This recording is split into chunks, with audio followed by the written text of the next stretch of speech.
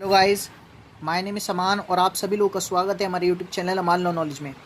तो guys, today we will discuss that what is the syllabus of history and what will the important topics in our history examinations of BLLB first semester.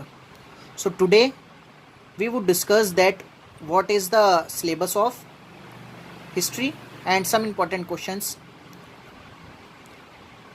which I give you in this video. So guys, let's start video. So first topic is survey of political history of ancient India, concept of kingship and republic in ancient India with special reference of Ramayana Mahabharata. So guys, Ramayana and Mahabharata के बारे में आपको एक पढ़ना पड़ेगा. उस time पे kingship कैसी थी और क्या क्या उस टाइम पे ड्यूटीज थी किंग की, वो रामायण एंड महाभारत में बताएगा. And second topic is rise and growth of political ideas in ancient India with the special reference of Kautilya, Manu, Shukra administration and Maurya of and Guptas.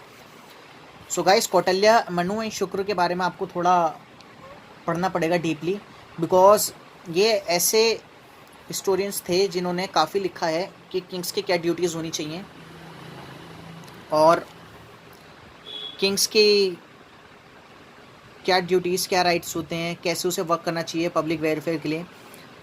And third आ जाते हैं हम हमारा आ जाता है brief survey of political history of medieval India, administration of Alauddin Khilji, Sher Shah, Akbar, Shivaji and Raja Surajmal. So guys, इन चारों के बारे में आपको एडमिनिस्ट्रेशन के बारे में पढ़ना है. Society in medieval India with special emphasis on the conditions of women, agrarian system, socio economic problems in medieval India, sati and untouchability. So guys, these important topics which would help you in your history examination. So guys, let's start. What is important questions of Indian history. So guys, this is our first topic. What is the Vedic period and what is the political religions and economic and social condition. तो guys, हमारा ये बहुत important topic है जो कि 4 marks में and 10 marks में पूछा जाता है कि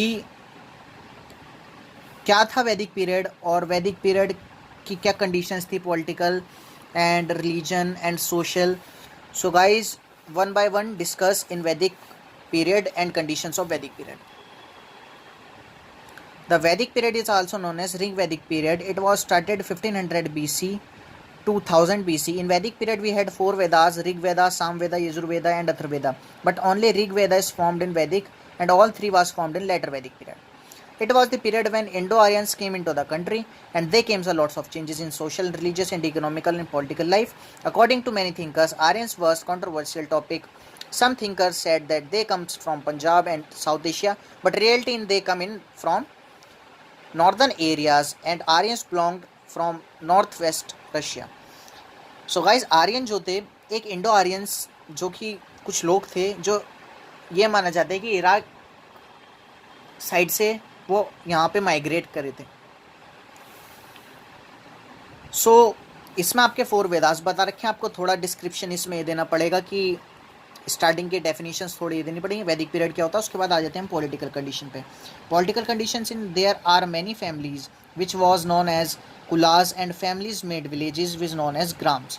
तो जो कुछ फैमिली होती थी वो बन के कुछ कुल होते थे बन के फैमिलीज बनाती थी और बहुत सारी फैमिली मिलके विलेज बनाती थी जिसे हम ग्राम कहते थे उस time. And the head of the gram was Grahapati and there were many tribes in ancient India and the king was the head which known as Rajan. Like king secured that he would protect the wisdom he appointed by the elections, but the king was controlled by the servant samiti. तो king जो village होता था उसका head क्या होता था, ग्रहपति, and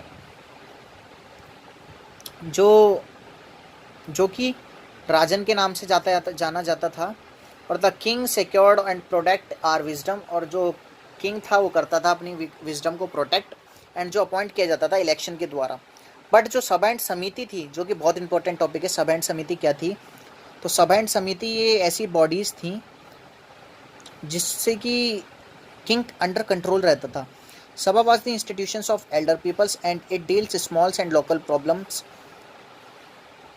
and national matter problems. Samiti was the national assembly of the whole peoples while the sabha, जो सभा थी वो एल्डर्स लोगों की एक बॉडी थी जो कि स्मॉल प्रॉब्लम्स देखती थी, जबकि जो समिति थी वो नेशनल मैटर्स देखती थी और जिसे कि नेशनल असेंबली किया जाता था.